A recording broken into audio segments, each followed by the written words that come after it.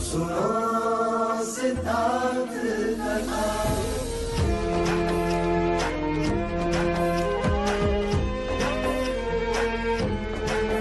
संसार में दुख का कारण क्या, संताप शोक का निवारण क्या। संसार में दुख का कारण क्या, संताप शोक का निवारण क्या। इस खोज में सब कुछ त्याग दिया, हर वैभव से वैराग लिया। वो सृष्टि से संयुक्त हुए, सिद्धार्थ से गौतम बुद्ध हुए।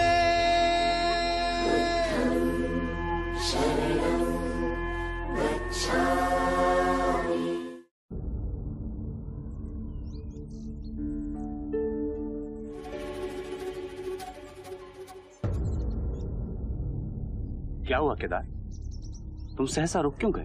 गुरुदेव, इस गांव में भिक्षा मांगने नहीं जा सकता। केदार, अब तुम एक भिक्षु हो, और भिक्षु हर विरोधाभास से ऊपर होता है। वो ये तय नहीं करता कि जो जीवन में आ रहा है वो उसे स्वीकार्य है या नहीं। अपितु लोगों में रहकर स्थिर और शांत जीवन में जो भी आता है वो उसे स्वीकार करता है। ये बीता हुआ कल है, इसे मैं छोड़ आया हूं। केदार, बीत गई वो बात गई। अब तुम्हारा पुनर्जन्म एक भिक्षु के रूप में हुआ है। भूतकाल से निर्भीक हो जाओ। अब तुम्हारा जीवन इस समय इसी दिशा में है। और केदार, भिक्षा हम सिर्फ पेट भरने के लिए नहीं मांगते, बल्कि साधारण लोगों के रूपांतरण का ये शुभ अवसर हमारे पास आता है। आओ। ओम भगवते भिक्षाम देहि।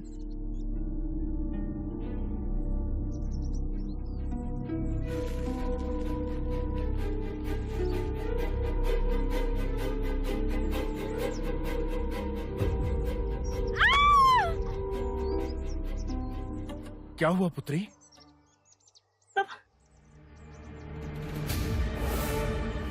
तुम कपटी, निर्लज, तेरा साहस कैसे हुआ केदार? तेरी हिम्मत कैसे हुई इस गांव में आने की? आज मैं तेरे टुकड़े टुकड़े कर दूंगा केदार। ये आप क्या कर रहे हैं? ये एक भिक्षु है। भिक्षु नहीं है ये, मेरी बेटी का फूटा हुआ भाग्य है ये। गत वर्ष इसने मेरी पुत्री से विवाह किया और अब भिक्षु बन गया। भिक्षु बने ये और सारी मुसीबतें सहन करे मेरी पुत्री। इसके माँ बाप ने सारे दोष मेरी पुत्री पर मढ़ दिए और यहाँ मरने छोड़ गए। नाश कर दिया इसने मेरी पुत्री का जीवन। तुझे अगर भिक्षु ही बनना था तो विवाह क्यों किया? जब मैंने विवाह किया, मुझे मुक्ति के मार्ग की कोई जानकारी नहीं थी। जीवन के दुखों से मुक्ति पाना चाहता हूँ, शांति चाहता हूँ। फिर मुझे बुद्ध के उपदेश सुनने का सुअवसर मिला और मेरे गुरुदेव ने मुझे भिक्षुक बनाकर दीक्षा दी। तो इसने तेरी बुद्धि भ्रष्ट की या सद्बुद्धि? मैं तेरी बातों में नहीं आने वाला। तू अपने उत्तरदायित्व से भाग खड़ा हुआ भगोड़े, डरपोक। तुझे वो दुखदाई लगने लगी। संसार छोड़ा इसने, सुखों का त्याग किया इसने। मोह, माया, काम, क्रोध, इन सभी का परित्याग किया, और फिर भी आपको ये डरपोक लग रहा? और नहीं तो क्या? नहीं, ये साहसी है। संसार में चारों ओर फैले माया जाल को तोड़कर ये मुक्ति की ओर बढ़ा। इसलिए बहुत शक्ति की आवश्यकता होती है। हर किसी के बस की बात नहीं है। आप अपने क्रोध को शांत कीजिए और विचारिए, यदि ये आपकी पुत्री के साथ रहता तो उसे हमेशा दुख ही देता।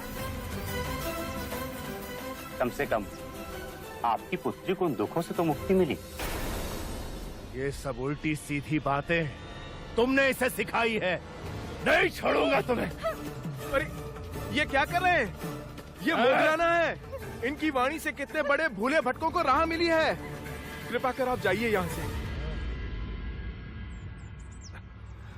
मेरी पुत्री का संसार उजाड़ने वाले, तू भी इस संसार में नहीं रहेगा।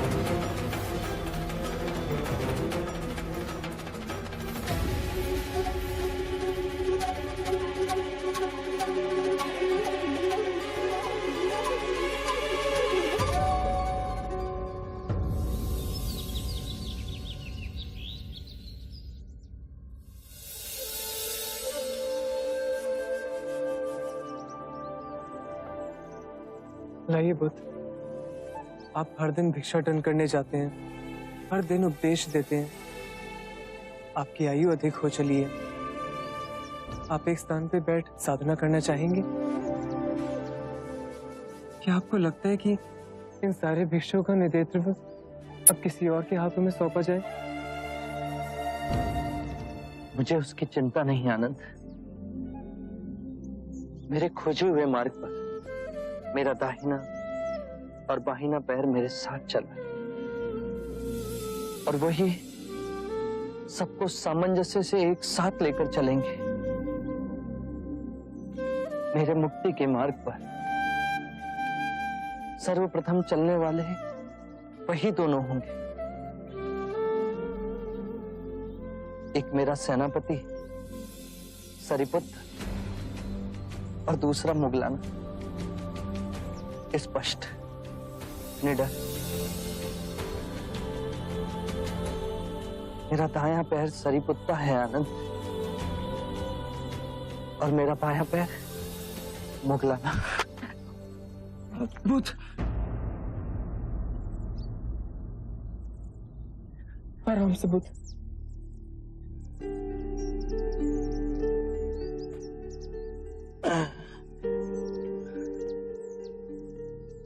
गुरुदेव,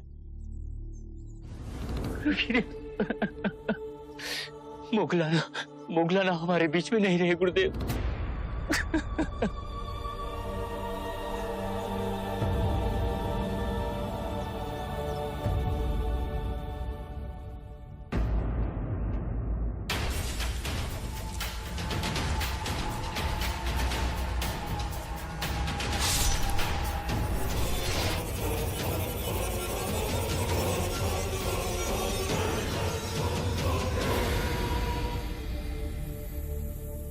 मुगलाना के अंतिम संस्कार के लिए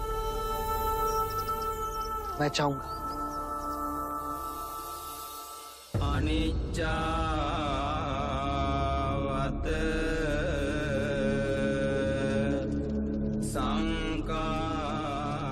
मुगलाना ने संघ की बहुत सेवा की, उन्हें अश्रुओं से विदा ना करें। मुगलाना इस ज्वाला के समान निडर थे, साहसी और स्पष्ट वक्ता थे। मुगलाना के जीवन से आप सभी को प्रेरणा मिलेगी। मुगलाना जैसे ज्ञानी कभी नहीं मरते, अपितु एक ऊर्जावान सदैव हमारे साथ रहते हैं। मुगलाना की अस्थियों पर एक स्तूप बनाया जाएगा, जिससे आने वाले काल में भी उनकी स्मृति अमिट रहे।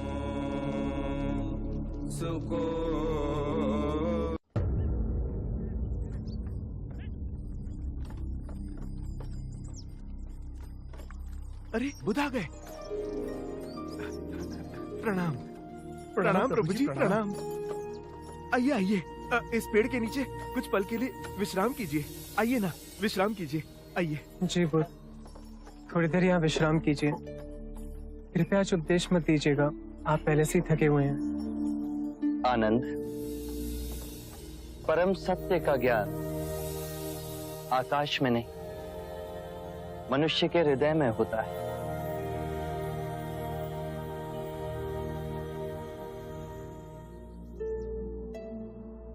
क्या आप सभी पंचशील का पालन करते हैं? हाँ। तो आज हम सब मिलकर एक प्रण लेते हैं कि अपनों से छोटों से हम निर्मलता का व्यवहार रखेंगे। अपनों से जो वृद्ध हैं उनसे दया का भाव रखेंगे। जो प्रयत्नशील हैं उनसे सहानुभूति का भाव रखेंगे। और जो निर्बल है, चाहे वो बुरा ही क्यों ना हो, उससे उदारता का भाव रखेंगे। ध्यान रहे, हमारे जीवन में कभी ना कभी ये सभी दशाएं आती हैं। प्रभु, कभी कभी हम ना चाहते हुए भी नीच व्यवहार और प्रवृत्ति में वापस गिर जाते हैं। यदि ये भाव आपके अंतर में आया और फिर भी आप नीच प्रवृत्तियों में गिरे, तो स्वयं ही संभल जाएंगे। जो हम हैं वो केवल विचारों के कारण ही हैं। यदि हम बुरा सोचेंगे तो हमारे कर्म भी बुरे बनेंगे और दुख हमारे जीवन में छाया की तरह चलेगा। जैसे बैल के पग रखते ही बैलगाड़ी उसी दिशा में घसीटती जाती है। और यदि हम अच्छी सोच रखेंगे तो हमारे कर्म भी अच्छे होंगे और सुख सदैव हमारे जीवन में छाया की तरह चलेगा। यदि जीवन का निचोड़ कुछ और हो तो क्या होगा महात्मा? अंत में 3 बातें ही महत्वपूर्ण हैं। पहली, क्या हम सहृदय से प्रेम कर सकते हैं? दूसरी, क्या हम पूर्णतः जी सकते हैं?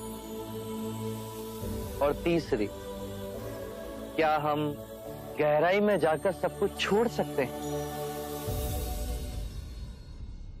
बुद्ध, नालागांव से समीर चंद गुरुदेव शरीपुत्र का समाचार लेकर आए हैं।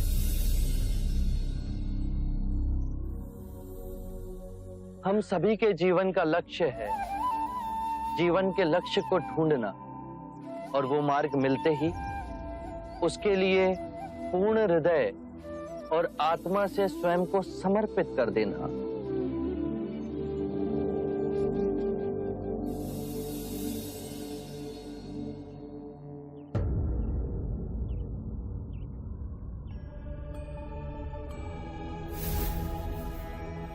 सरीपुत्ता का क्या समाचार लाए हो शमनीर चंद? गुरुदेव, सरीपुत्र निर्वाण को प्राप्त हो गए। बुद्ध,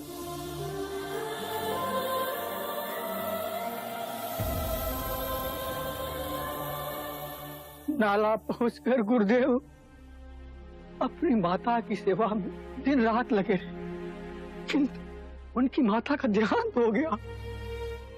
इसके बाद उन्होंने निर्वाण लेने का निश्चय किया और मुझे बुलाकर कहा कि मेरे निर्वाण लेने के पश्चात मेरे अस्थियों का कलश, मेरा भिक्षा पात्र और मेरा भिक्षु का वस्त्र आपको भेंट कर दिया जाए।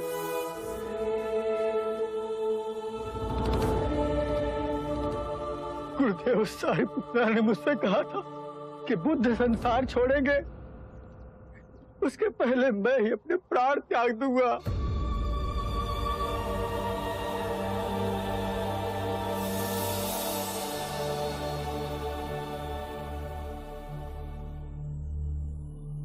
बुद्ध, जब मैंने सरीपुत्र के निर्वाण का समाचार सुना तो इतना गहरा आघात हुआ कि लगा मुझे लकवा मार गया है।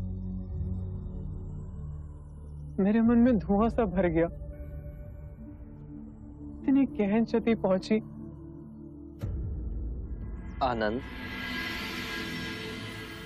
क्या सरीपुत्र अपनी मृत्यु के साथ तुम्हारे नीति वचन, तुम्हारा ज्ञान, तुम्हारी समझ, तुम्हारा ध्यान, तुम्हारी स्वतंत्रता सब कुछ ले गए? नहीं बुद्ध, ऐसा नहीं। जब सरिपुत जीवित थे तो वो धर्म को पूर्णतः जिए। उन्होंने सब भिक्षुओं को दिशा दिखाई, सिखाया, प्रोत्साहन दिया। अब मुगलाना और सरिपुत के जाने के पश्चात पूरा संग सूना हो गया। आप दिखाते नहीं, पर अंतर से कैसे दुखी ना होंगे? तुम भूल गए आनंद। याद है मैंने तुमसे कहा था, चंद के साथ मृत्यु छाया के समान आती है। जो मिले हैं वो बिछड़ेंगे। सभी धर्म नश्वर हैं, उनसे लगाव मत रखना। जन्म, मृत्यु, अस्त होना, उदय होना, इन सब से तुम्हें ऊपर उठना है। सरिपुत्र एक महान शाखा के समान थे। उन्होंने पूर्ण कर्तव्यनिष्ठ हो संपूर्ण वृक्ष का पोषण किया। वो शाखा उस वृक्ष से अभी भी जुड़ी है। वो वृक्ष भिक्षुओं का संघ है, जो परम ज्ञान को साध रहा, छन छन में बांट रहा है। आनंद, अपनी आंखें खोलोगे तो पाओगे सारिपुत्र इन वृक्षों में, चांद में, उन मनुष्यों में जिसे उन्होंने शिक्षा दी है। तथागत में जिस राह वो गए हैं उसके कण कण में जीवांत हैं। ये मत सोचो कि सरिपुत्र हमें छोड़कर चले गए।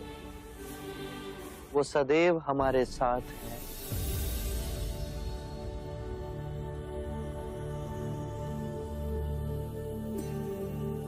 मेरे प्रिय भिक्षुओं, सरिपुत्र निर्वाण को प्राप्त हुए। आज मैं तुम सबसे कहता हूं, अपो दीपो भवे। अपना दीपक स्वयं बन। स्वयं पर विजय प्राप्त करना असंख्य युद्धों पर विजय प्राप्त करने से कहीं अधिक है। और वो विजय सिर्फ तुम्हारी है, उसे तुमसे कोई नहीं छीन सकता। ना देवता, ना दैत्य, ना स्वर्ग, ना ही नरक।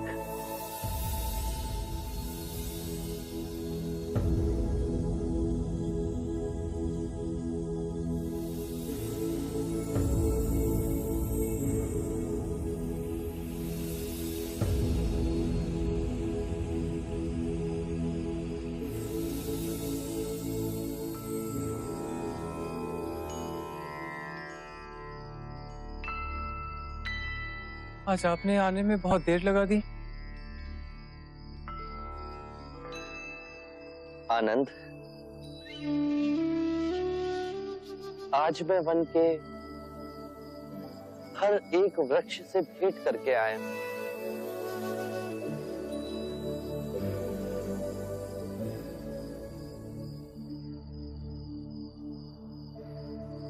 हर एक वृक्ष में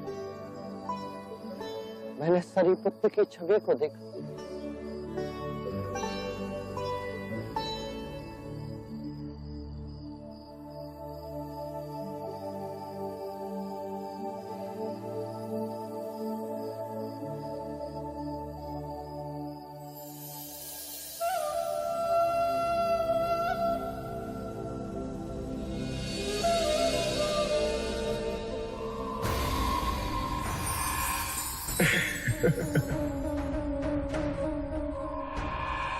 तुम्हारा नाम सिद्धार्थ नहीं, प्रश्न होना चाहिए था।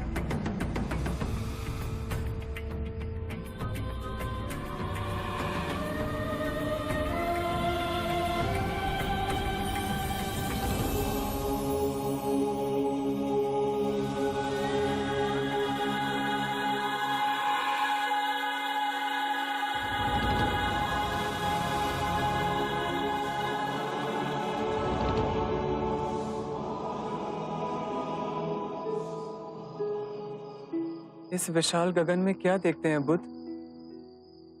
उन चेहरों को देख रहा हूं जो इस प्रकृति में विलीन हो गए, समा गए अनंत की गोद में।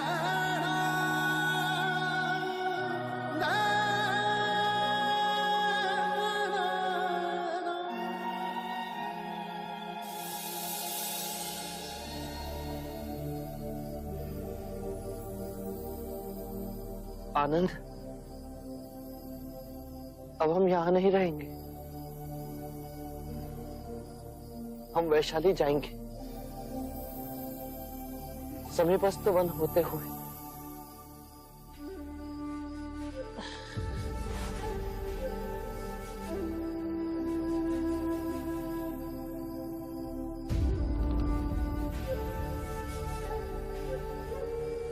दायां और बायां पैर खोने पे भी आपके समान सामंजस्य से चलने वाला कोई ना होगा बुद्ध।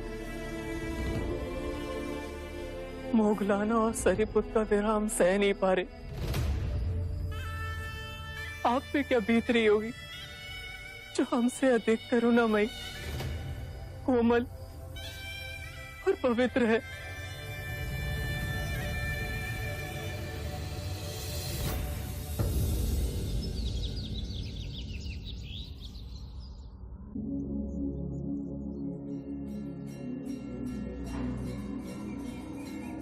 अद्भुत सौंदर्य है वैशाली में।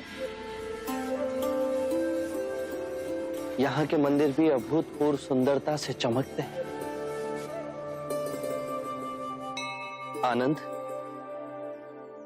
मैं कुछ देर चपला मंदिर में विश्राम कर लेता हूँ।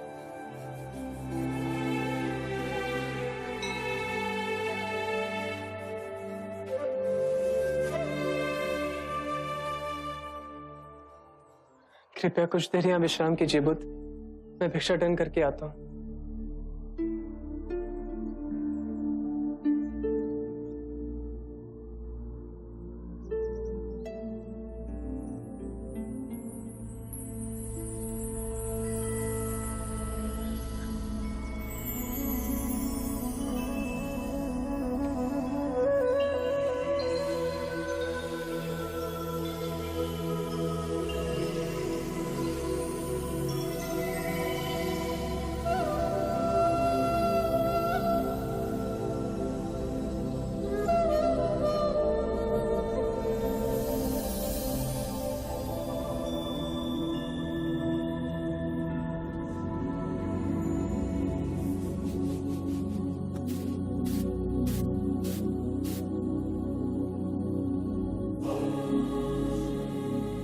पंछी इतने चुप क्यों हो गए?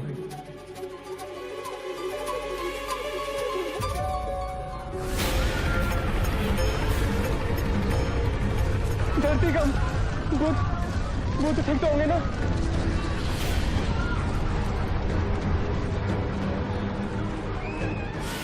आपको कुछ हुआ तो नहीं? अचानक पंछियों का कलरव शांत हो गया और एक अजीब सी चुप्पी हर ओर छा गई, और फिर धरती बुरी तरह से कंपित हुई। बुद्ध, ये किसी भयंकर प्रलय का संकेत तो नहीं?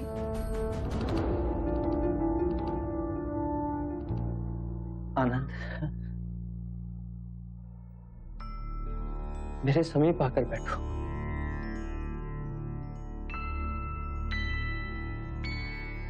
कहिए तथागत। आनंद, मैंने एक निर्णय लिया है। आज से ठीक 3 माह पश्चात मैं महापरिनिर्वाण लूंगा।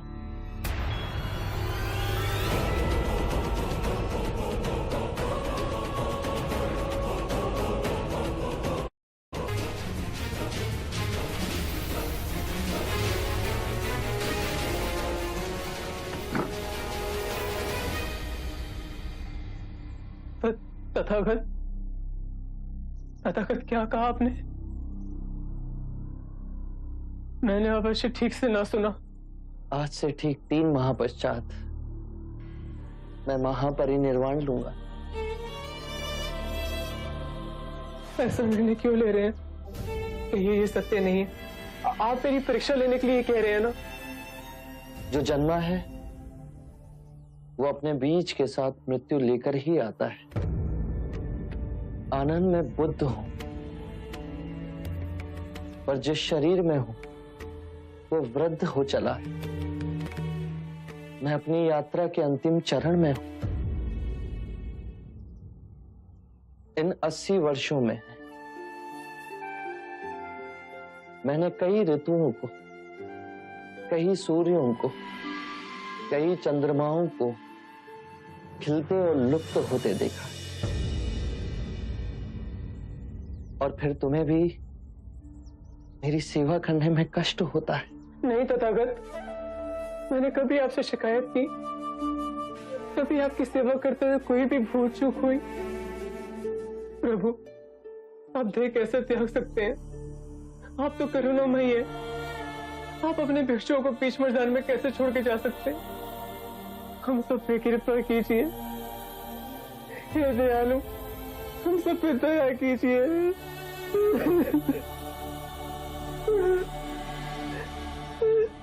आनंद, मेरी ओर देखो।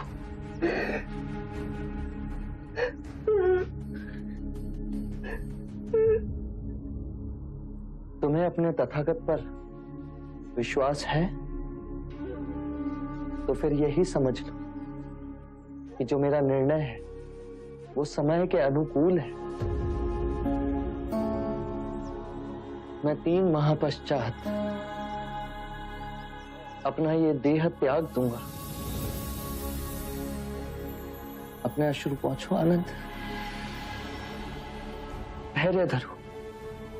अभी तुम्हारे ऊपर बहुत बड़ा उत्तरदायित्व है। आनंद, जाओ और जाकर सभी भिक्षुओं को कुठागार धम्म सभा भवन में एकत्रित करो। मैं अपना अंतिम उपदेश वहीं दूंगा।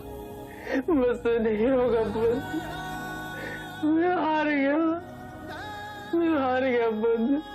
जीवन में सबसे बड़ी हार अपनी संभावना से मुख मोड़ना। तुम अभी जानते नहीं कि तुम क्या सह सकते हो। इस पद पे आप हमें छोड़ के चले जाएंगे? आनंद, तुम इस पथ पर तब तक नहीं चल सकते जब तक तुम स्वयं वो पथ ना बन जाओ।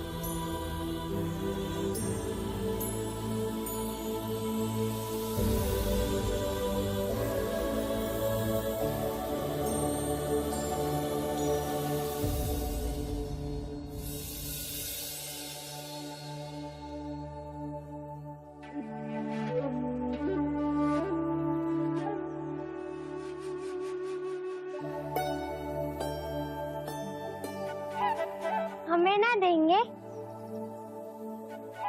अवश्य देंगे।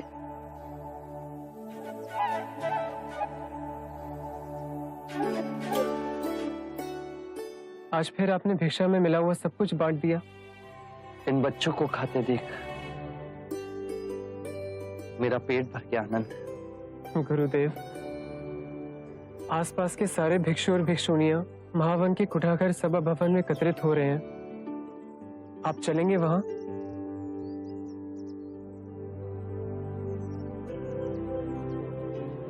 वैशाली कितनी सुंदर है आनंद। मैं इसे अंतिम बार देख रहा हूं। आनंद, जिस प्रकार सर्प अपनी केंचुली छोड़ नया रूप लेता है, उसी प्रकार तुम्हें भी अपने भूतकाल को छोड़ते रहना होगा। आज के उपदेश के पश्चात हम पावा की ओर चलेंगे।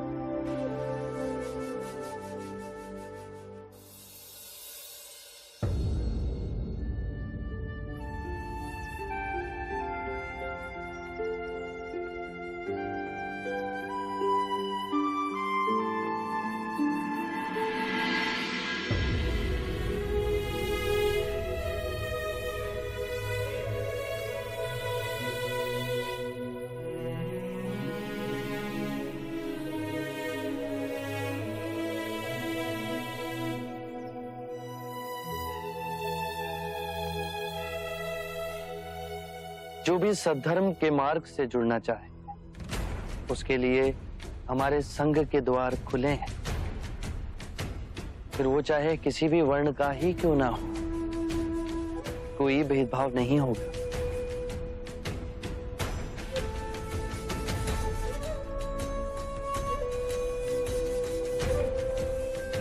विशाल नदी की एक अकेली धार बन मैं बह चला था। अब कितनी अनेक धाराएं इस प्रवाह में जुड़ती जा रही हैं।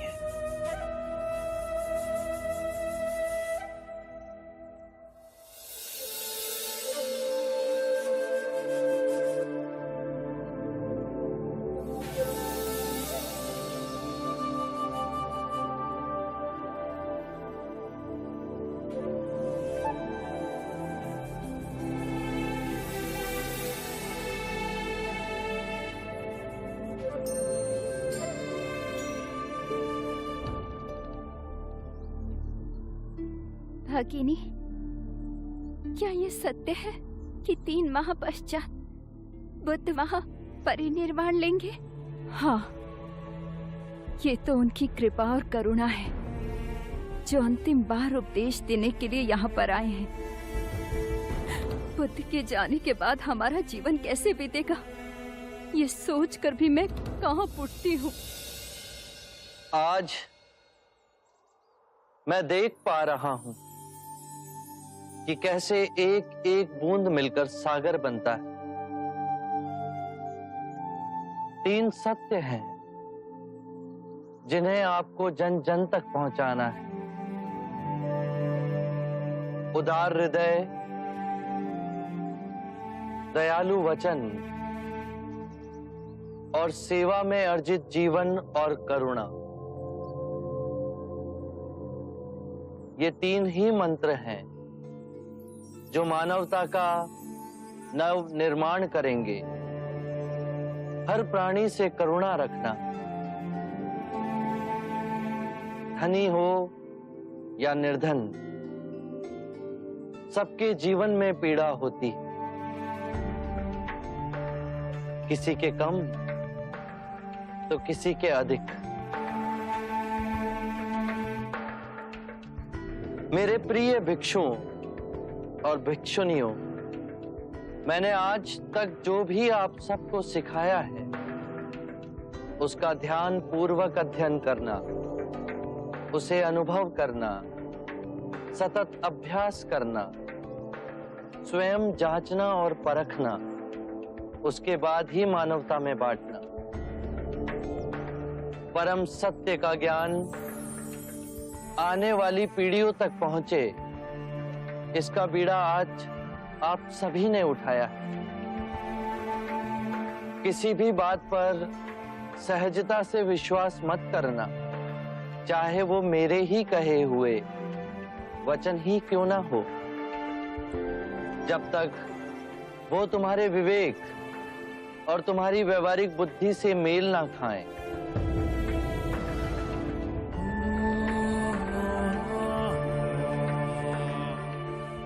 मेरे प्रिय भिक्षुओं और भिक्षुनियों, धर्म नश्वर है, वो जन्म लेते हैं और मृत्यु को विलीन हो जाते हैं। हर क्षण मुक्ति के लिए प्रयास करना। आज से 3 माह पश्चात मैं महापरिनिर्वाण लूंगा।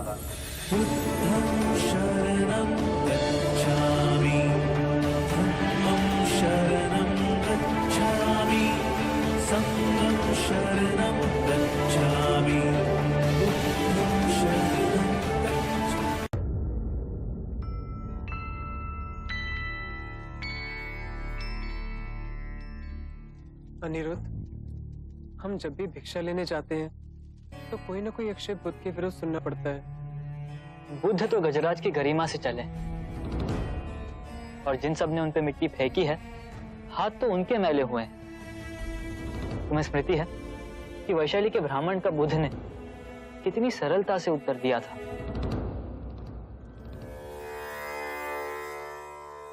आप विरोधाभास की बात करते हैं। आप पुनर्जन्मों को मानते हैं परंतु आत्मा को नाकारते हैं। यदि आत्मा ही ना होगी तो पुनर्जन्म कैसे होगा? सत्य कहा आपने, किंतु इसमें कोई विरोधाभास नहीं। आत्मा के बिना पुनर्जन्म हो सकता है। कैसे? आपने आम का फल देखा है? यदि उसकी गुठली को हम धरती में गाड़ दें तो वो पुनः आम का वृक्ष बन जाती है, जिसपे कई आम आते हैं। तो ये आम का पुनर्जन्म हुआ ना? आप निराशावादी हैं। हे आर्य, आपका प्रथम सत्य ये है, सर्वम दुखम दुखम, सब दुख है, जन्म दुख है, मरण दुख है, जीवन दुखों से भरा हुआ है। ये निराशावाद नहीं है तो क्या है? सत्य कहा आपने, किंतु प्रथम आर्यक सत्य के पश्चात मैंने दूसरे आर्यक सत्य में कहा दुख का अंत है। दुख के अंत की बात करने के लिए मैंने दुख की प्रथम बात की। जो मार्ग दुख कैसे दूर किया जाए उसके बारे में बताता हूं। वो मार्ग निराशावादी कैसे हो सकता है? आप संसार को तोड़ने आए हैं, आप युवाओं को भिक्षु बनाते हैं। मैं संसार को तोड़ता नहीं, अपितु संसार के मिथ्य सुख को छोड़ जीवन के स्रोत तक चलने के लिए कहता हूं। इस पथ पर चलने के लिए बहुत शक्ति चाहिए। इस पर केवल महावीर ही चल सकते हैं। इस अथाह संसार में हाथ में भिक्षा पात्र लिए हर क्षण में स्वयं को केंद्रित करना नग्न तलवार की तेज धार पर चलने के समान। यदि कोई पुत्र जागा हुआ ना हो तो वो संभवतः परिवार का कल्याण कर सकता है, परंतु गहरी क्षति पहुंचाने की संभावना अधिक होती है। उसी प्रकार भिक्षु संपूर्ण संसार को अपना परिवार समझते हैं।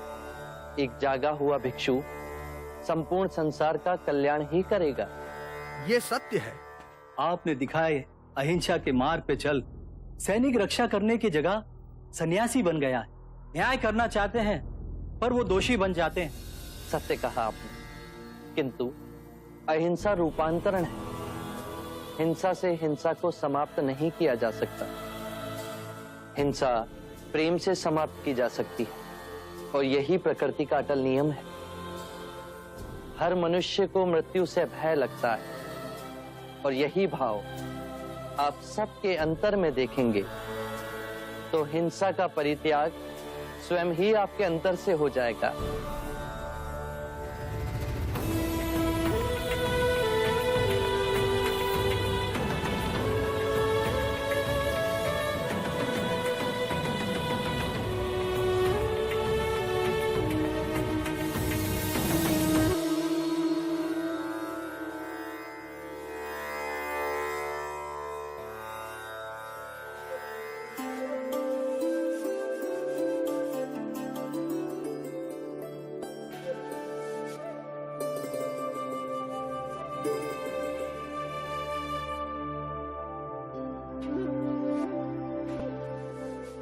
तथागत, आप जानते मुझे इस समय क्या स्मरण हो रहा है? एक बार जब आप उपदेश देने आए तो आपने कुछ ना कहा, एक शब्द भी नहीं। केवल ताल से एक श्वेत कमल का पुष्प उठा सारे भिक्षुओं को दिखाया। ताल के कीचड़ से कमल के पुष्प की जड़ें अब भी सनी हुई थी।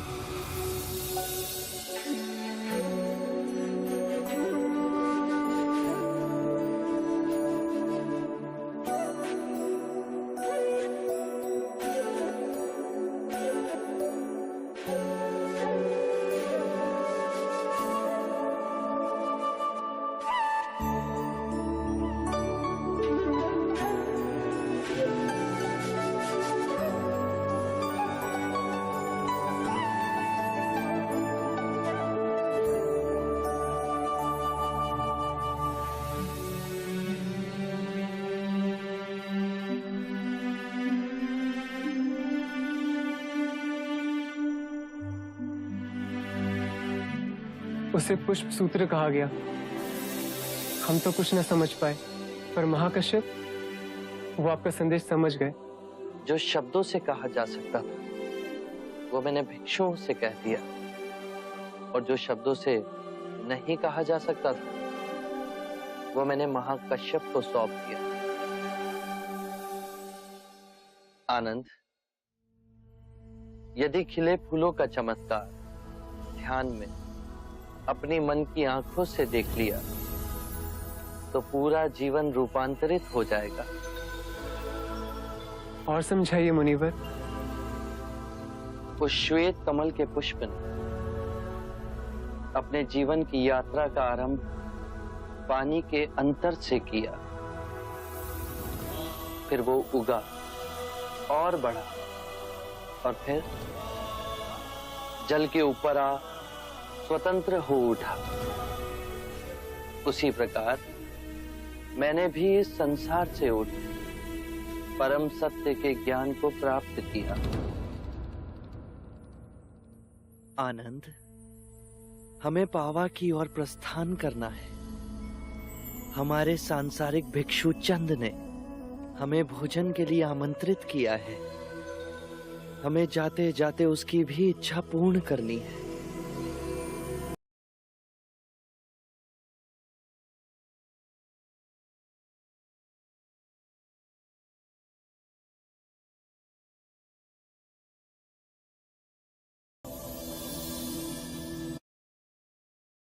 तीन सत्य हैं जिन्हें जन जन तक पहुंचाना है। उदार हृदय, दयालु वचन, सेवा में अर्जित जीवन और करुणा। यही तीन मंत्र मानवता का नव निर्माण करेंगे।